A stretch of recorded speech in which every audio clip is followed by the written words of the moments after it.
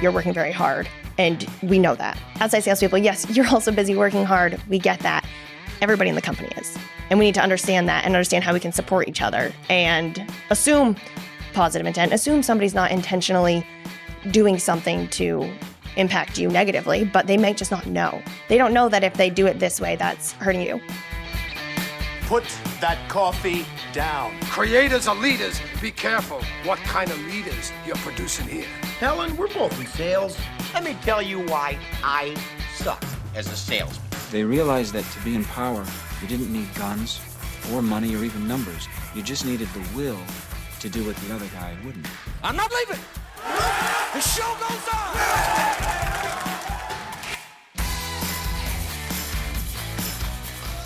Well, hello there, friend. Welcome back to the Construction Leadership Podcast. I am your host, Bradley Hartman, and on this show, we bring you ideas and insights from construction leaders across the country every single week to help you lead more effectively.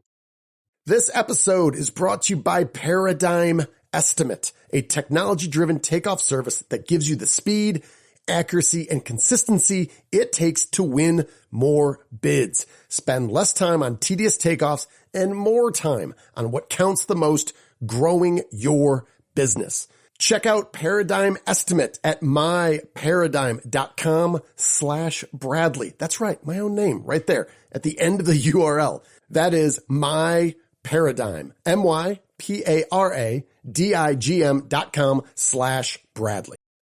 I'm excited to bring to you today my conversation with Clara Collins of S.W. Collins Company, a lumber and building material dealer in the great state of Maine that just happens to be 179 years old. Yeah, 179 years old. So yeah, do the math. They were one of the first dealers in the entire country, and their success is absolutely phenomenal. And the fact that they've been able to continue to get down to Miss Clara Collins and the sixth generation of their business is amazing. And we're going to try to unpack what are some of the elements that allowed them to survive and thrive for this long. And I think for folks that often see young people around them getting into the business, whether it's an LBM dealer or construction in general, and sees this next generation as somewhat entitled and not hardworking, and we really need to kind of coax them along to deliver the effort and contribution that everybody else is, well, Clara Collins is going to stand in stark contrast to that because this woman knows how to work. As we get into our conversation, you will hear how she continued to work and very intentionally develop the craft of management and leadership while she was in college, and now she is delivering that in the company at S.W. Collins. In this episode, we talk about leadership and we talk about management. We talk about change management and how to bring new ideas and make those easier to implement through multidisciplinary teams and a whole lot more. Now, Clara and I got together in person for the Next Gen conference that was held by LBM Advantage. And this was in Charlotte at the Omni. It's a fantastic event. They did a lot of different things that we get into. So for more information, you can simply go to lbmadvantage.com. They are one of the country's largest and most experienced wholly member-owned buying cooperatives for the lumber and building materials industry. So without further ado, please enjoy my conversation with Miss Clara Collins, Operations Manager at S.W. Collins Company. Miss Clara Collins, welcome to the show. Thank you so much for having me. Excited to be here. Yeah, so tell us, why are we here? What event were we going to? And maybe just give me a little context. What sort of value do you get from it? So we're here at the LBM Next Gen Conference. It's an annual conference for young, aspiring leaders in the business, both family members and non-family members, to come together. Typically, this has a plant tour, a local facility. This year we toured National Gypsum. And then there's a day of sessions where we hear from leaders in the industry, have different discussions on leadership and just different focus areas that people have of interest and people like you, and have a lot of great networking opportunities with people in similar roles and, again, similar aspirations to get to support each other and build connections in the industry. Yeah, it's awesome. Seeing just a room of, I don't know, there's 40 plus, really good turnout here for this LBM Advantage event. Have you ever been to a gypsum plant before? That was my first time. It was very interesting. So I had a client, or it was someone we were buying from when I was in purchasing at Pulte years ago. And they, no doubt, I bet they asked me 3 or 4 dozen times over like a 3-year period. And they're like, you got to come check it out. You got to come see how it works. I'm like, nah. Finally, I did. And we went, they had a mine. So we went in the mine and then we came and saw like how everything was made. When I left, I was like, my mind was blown. And number 2, I don't think we need to haggle anymore. Or there was a price concession or something I was trying to get. I just had a really renewed admiration and understanding of what goes into all that. And I think those are just really important for that reason. Definitely. No, and it wasn't operational when my group went through, but the second group said that it was amazing. That's cool. So I think we need to start back in the beginning. I'm going to take you back to April 2008. There was something on your LinkedIn profile that had me chuckling. On your LinkedIn profile, April of 2008, you were officially a rock picker at Seth Williams Farms.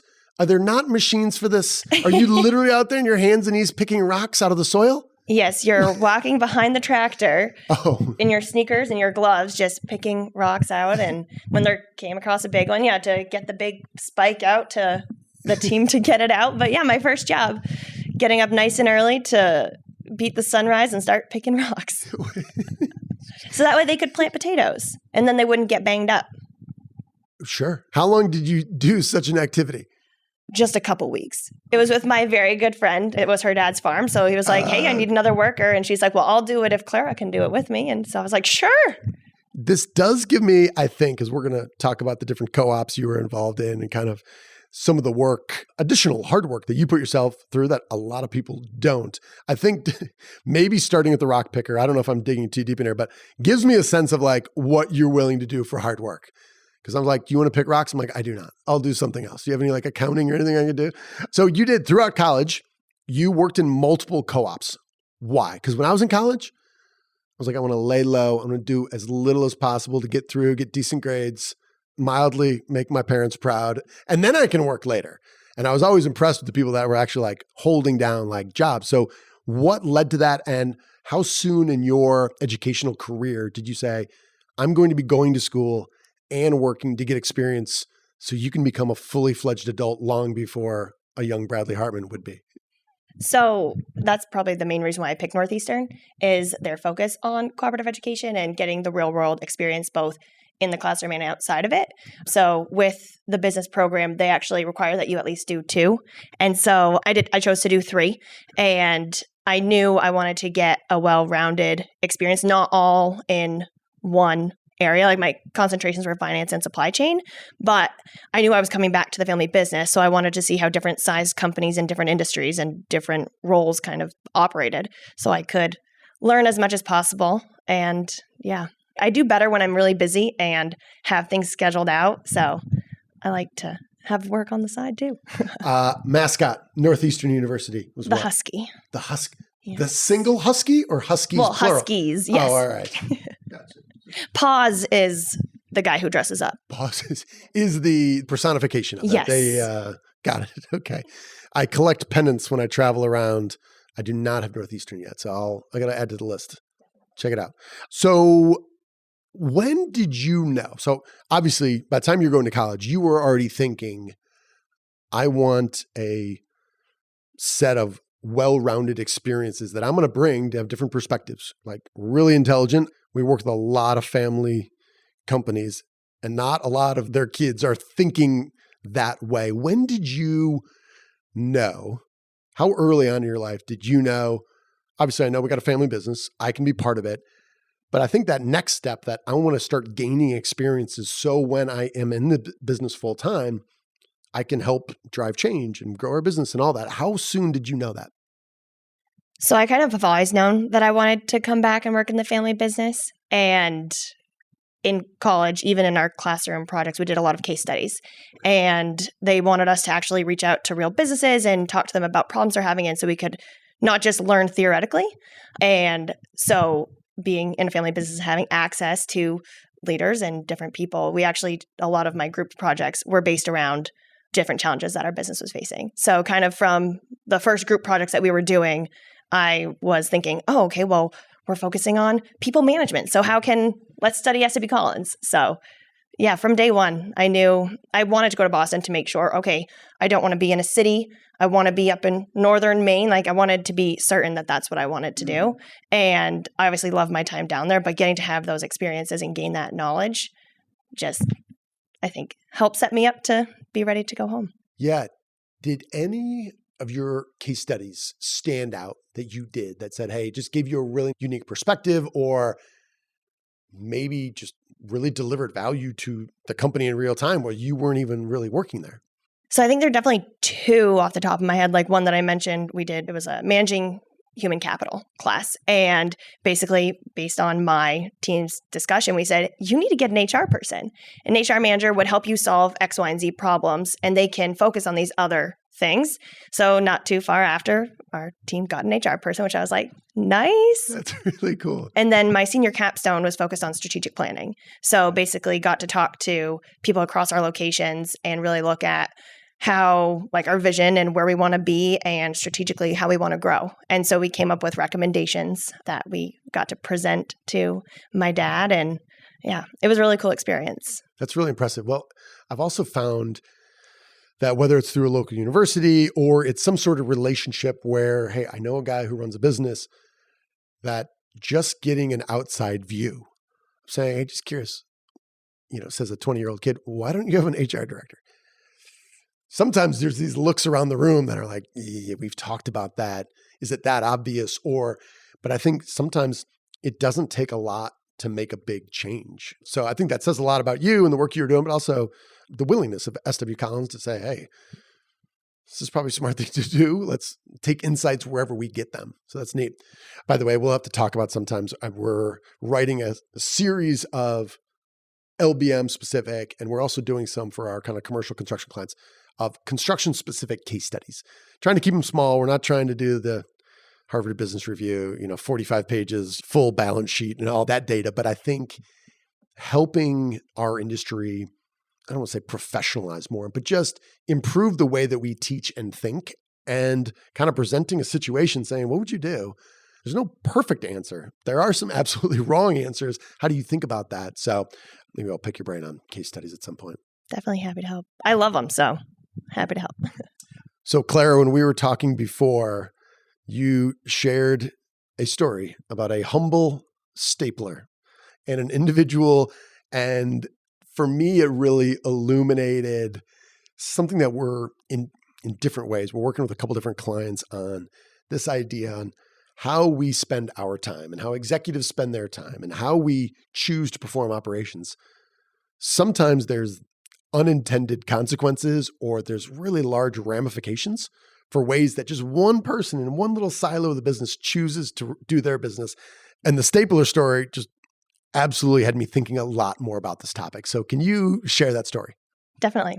So when I first joined the company and I was learning all the different areas and the aspects and understanding how each position functioned and how to do the job, I was learning about receiving, and I was told you need to make sure you staple the papers in the bottom left corner, because otherwise Carol will hunt you down and make you fix it. And it was kind of like a joke, like, oh yeah, you have to put the staple in this spot. Fast forward to last summer, and I was helping cover in our payables department. We had some people out, and people were not putting the staple in the bottom left corner. And it was adding so much time. I would have to unstaple it. There'd be staples in the middle of the paper. They'd be all throughout. It was adding minutes to each invoice, which that adds up in the course of a day. You think about how many invoices we get in peak July, it's significant. So I kind of went back to the team and I was like, listen, here's why Carol asked to have this staple here. I know it doesn't take you any longer. It doesn't change how you do your job, but you're going to be saving her minutes down the road. And I think for people to have that understanding of, oh, like, it's not just trying to be OCD and needing it stapled a certain place. It's, I need it to make my life easier. And that's something we try to encourage with our team is, okay, yes, you want to save yourself time, but also if you take shortcuts or if you change things, how is that going to, like, what implications does that have down the road when the next person comes behind you and has to do their job? So, well, with you guys managing multiple locations, how do you communicate that? Because sometimes it is done this way and you and I work together and we know why that is. Well, you get promoted, you go to some other place, I go to a different location. And all of a sudden, I think this knowledge about the why behind it, and again, we're talking about a stapler, but it could be any number of a million different things. Sometimes the residue is there in the culture, but we don't really know why. And then when it changes, we don't know why, but you really can't. Can you document every process? So how did that experience, or how does that relate to like how we communicate? This is what we do, why we do it, and how we do it, knowing that at a certain point, there's probably diminishing returns if we do that on everything. But to your point, if you do this a minute or two on every set of invoices or every invoice, and all of a sudden we're cranking through thousands of those in a month, we're making a really big trade-off. So how do you kind of think about that and moving forward on things that are similar, smaller, or larger than kind of the stapler situation? So it's definitely a part of the training. Like when you're teaching somebody, it's no different than explaining how they contribute to the success of the company. It's, okay, how does your job interact and impact those around you? And in my position, I also have monthly operations meetings where I bring people together from different groups, whether it's our outside sales team and our dispatchers or our receivers and our purchasers, and try to have them have a conversation about the challenges that they're facing and how they can maybe help each other, or if somebody else has already gone through it, what they did to overcome that challenge. And we most recently had one with our purchasers and receivers. And I shared with them, we're actually making a change to our payables process, and it's going to be through EDI, through LBM, and less paper, less printing, which is going to save them so much time. However, the only way it's going to work is if our receivers receive it immediately once it arrives, and our purchasers have their POs up to date with the right costs, right descriptions, everything. Because if those two pieces aren't done, that EDI is not going to save us any time because they're still going to have to go back, look through it, and communicate. So I think as we're implementing this change, communicating to them, hey, I know this isn't your role and it doesn't necessarily impact how you do your job, but it's even more important that you are doing your job correctly to help these people and help this change be successful. Will you, in that situation, is this written training? Is this written documentation? Is it a slide deck? Or is it mostly verbal, person-to-person, kind of live on the job training? So a lot of it is verbal. We have a lot of longevity with our company, which is great, but things change. And I mean, it definitely gets stuck in the walls the way we do it. And people might not remember exactly all the reasons. So it definitely wouldn't hurt to include it in the receiving process steps and just a little note about the stapler. Got it. Right. Was it hard to get buy-in to bring together kind of multidisciplinary groups? Because sometimes it seems really obvious to bring together different groups from different locations, maybe from different teams, to talk about some different challenges that they're having and how they're approaching those. Yet everyone's busy. We don't have enough people. Everyone's trying to do their best. And oftentimes we'll suggest this, or it'll be working in this part of the business, but not this part. And someone will say, listen, it's a good idea. There's just no way we can do that. How were you able to do that to kind of bring together groups that are doing different things in different locations? There are definitely some people who don't necessarily think that they get the most value out of the meetings. They, like you said, they have a million other things to do. They're really busy. But for those who do participate and do show up and do share, because I get a lot of people come to me and be like, oh, I'm facing this challenge, or I'm frustrated with X, Y, and Z, or that so-and-so is doing this. Well, telling me is not going to change it. But some people aren't willing to go, not necessarily confront, but have a conversation face-to-face. So if I can do it in a group setting where it's, hey, yes, dispatchers, you're very busy, you're working very hard, and we know that. Outside salespeople, yes, you're also busy working hard. We get that. Everybody in the company is. And we need to understand that and understand how we can support each other and assume positive intent. Assume somebody's not intentionally doing something to impact you negatively, but they might just not know. They don't know that if they do it this way, that's hurting you. So I think having had, now I think we're coming up on a year that we started doing these, having had almost a year of these and people getting to have those conversations and be not necessarily face-to-face, they're over Zoom, but be in a room together and talk about it has definitely helped gain the buy-in and get to also know and have some empathy that, okay, yes, we are all busy. We are all doing our best. You mentioned this phrase that I love, assume positive intent. Go into that a little bit more. So that's something that my dad actually always kind of talked about. And I think it's really easy to kind of have your mind go to, oh, well, they're doing that to try to mess me up. Or they said this and they're saying it in a mean way. It's like, no, they were just sharing this information, or they didn't know that. Like, people most of the time aren't trying to make your life difficult. And they might have other things going on. They might have just gotten yelled at by a customer. And just being able to think, okay, well, what are the words that they're saying? Or why did this happen? Did my delivery get delayed because we had 3 trucks of gypsum show up? So just trying to assume the positive intent and that people mean well and we're all on the same team. Yeah. My experience has been, whether it's the lumber building material industry or construction in general, residential, commercial, whatever. There's a lot of really, really hardworking people that I think want to do well and are kind of trying their best. Now, on certain days, they might not be super thoughtful about their own behavior. And, we might just kind of fall into the habit of just kind of doing the routine. But in general, I think people want to do a good job. And if something else happened, I know it's easy, like this guy.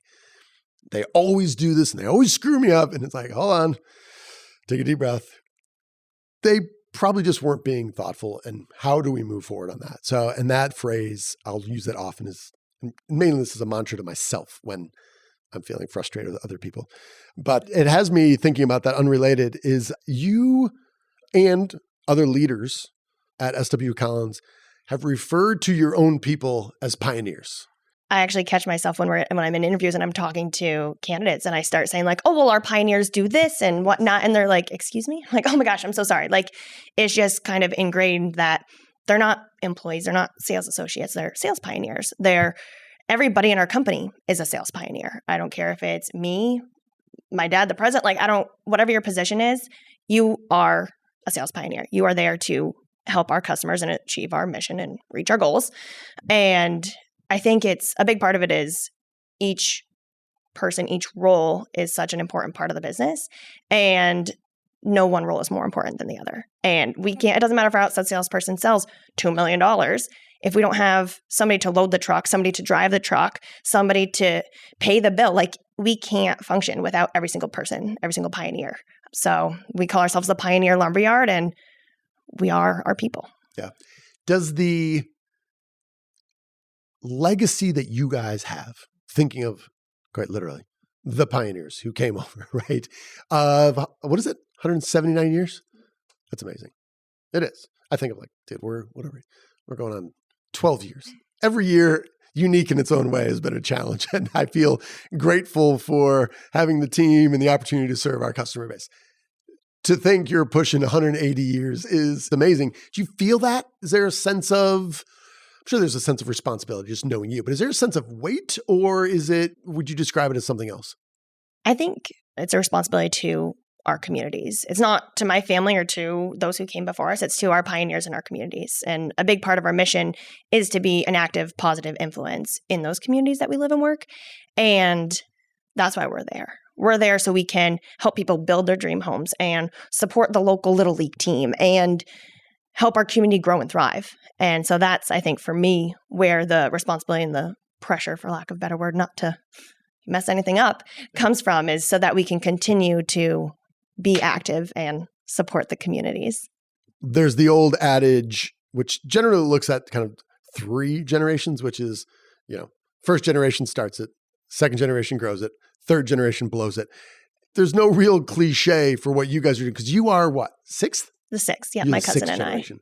That's awesome. So I think you guys are good. The fact that you've gotten this far, it's amazing. So just keep doing good work. I wanted to ask you about, as we were talking a couple of weeks ago in kind of preparation for this, and talking about maybe in the office or somewhere there might be a removal of a wall or a reconfiguration of space.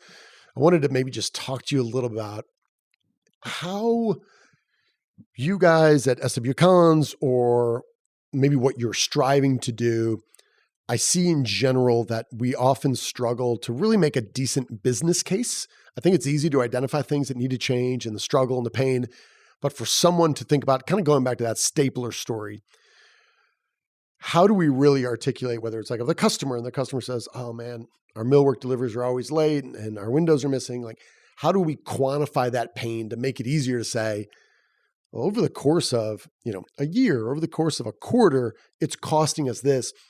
As you think about, just the innumerable number of changes that you'll have to make in the next, 10, 20 years, how do you train your team to put together better business cases to make your decision-making easier by having them do the homework up front? So one thing that I've learned from my dad and working with him and getting to be a part of conversations is when somebody comes to him with, oh my gosh, we're facing this problem, or this is a challenge, or we need to do something about this. He asks them, well, what do you think? What's an idea that you have? And then if they say, oh, well, I was thinking maybe this, he says, okay, we'll go think about it a little more, and then we'll have a discussion on it, instead of here's what I think, and kind of putting the ball back in their court and letting them be the leader on that initiative. Yeah. In your role as a young leader, is that easy for you to do, or is it hard? Because sometimes either young folks, they want to prove, I got answers, I can solve stuff, or it almost feels like this is like someone who's been doing this for 30 years. They'll say, well, maybe just bring to me 3 solutions. What do you, right? And it almost, sometimes it makes young leaders feel like, oh, it doesn't make me feel great. So I don't know. How do you approach that? I think for me, it's very situational. Like, it depends on who it is and what the problem is. Because there are definitely situations where I'm like, okay, well, you know way more on this than I do, so I'm going to defer to you. And I'll be a part of the conversation and I'll have ideas and I'll share. But there are other situations, to your point, where it's like, well, I have to prove myself. Yes, I can fix this. I can take the bull by the horns and it'll be great. So I think for me, at least, it's very situational on who it is and what the challenge is. Have there been people or courses, online or off, or books, as you look at your kind of career development and you gaining more confidence and, delivering more value in a leadership role, are there things that you did or were a part of or learned from that really accelerated that?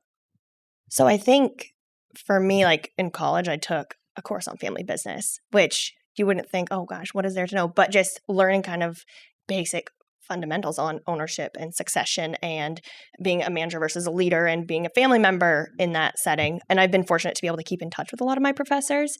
So I'll reach out to them from time to time and just touch base, which I really appreciate.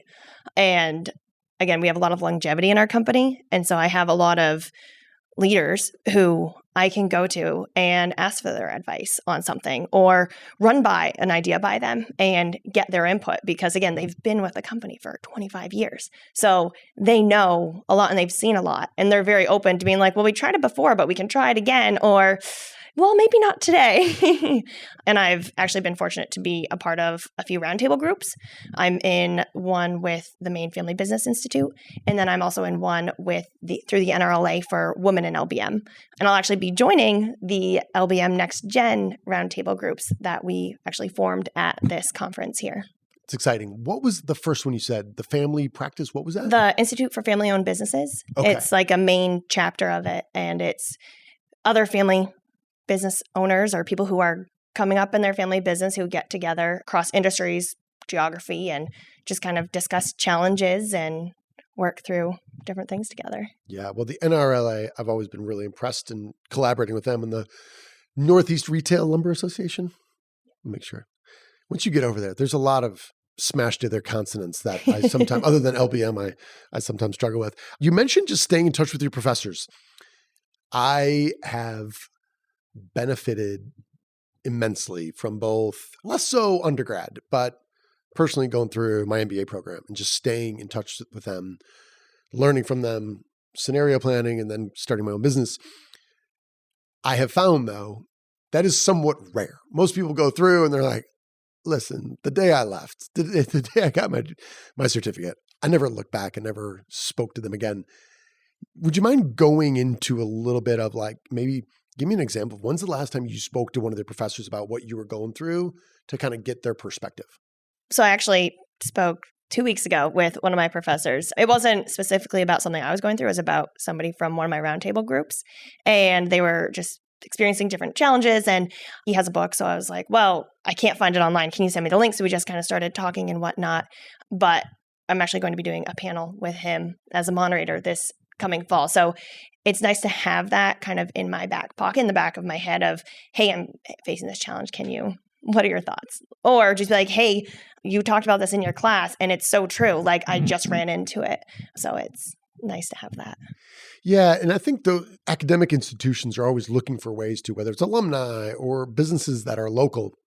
And I realize oftentimes the knock is, well, theory without practice, how valuable could it be? And I understand that. And to an extent, I think it's true. However, practice without a decent foundation of theory, and sometimes we find ourselves doing that a lot in our industry. So I think having someone on the outside who spends a lot of time thinking about this theoretically, what would be the best way to do it, or different alternatives or situations or case studies. So hats off for you for doing that, because these are all just different people who can give you an outside perspective you can't get on your own. And the more differing views you can get from that, the better you'll be.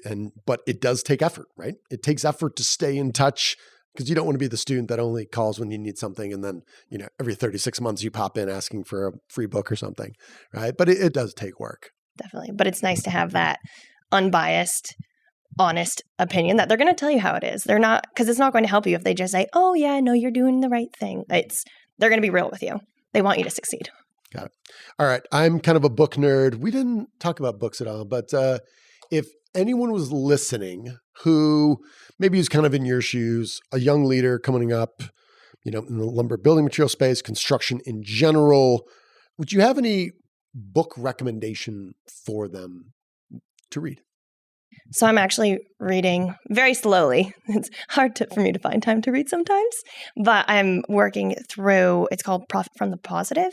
It's like a book on leadership by, I want to say it's Margaret Greenberg. Profit from the Positive? Yes. Okay. I found it, again, I've read bits and pieces. I actually heard about it and started reading it as part of a leadership course last year. And she came and had a session with our group. And I thought it was, based on the discussion and whatnot and what I have read of it, I thought it was very helpful. Great. Well, I want to thank you. You have a plane to catch. I have a later plane to catch.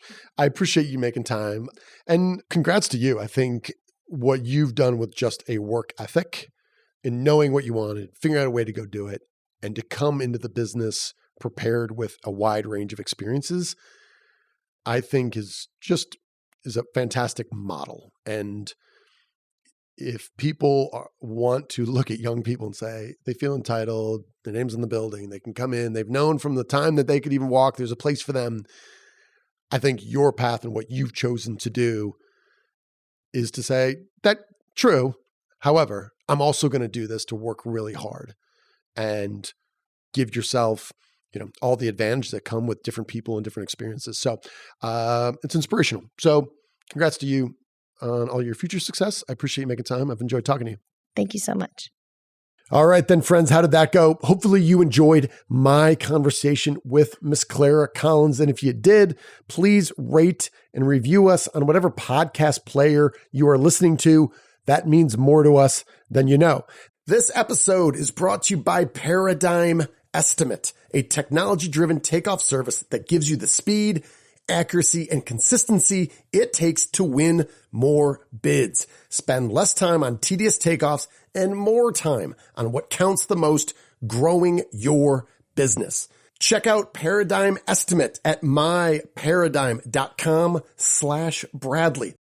That, my friends, is all I've got for you today. We're going to close out with our leadership mantra. You, my friend, are owed nothing. Deliver value first. Make it a great week.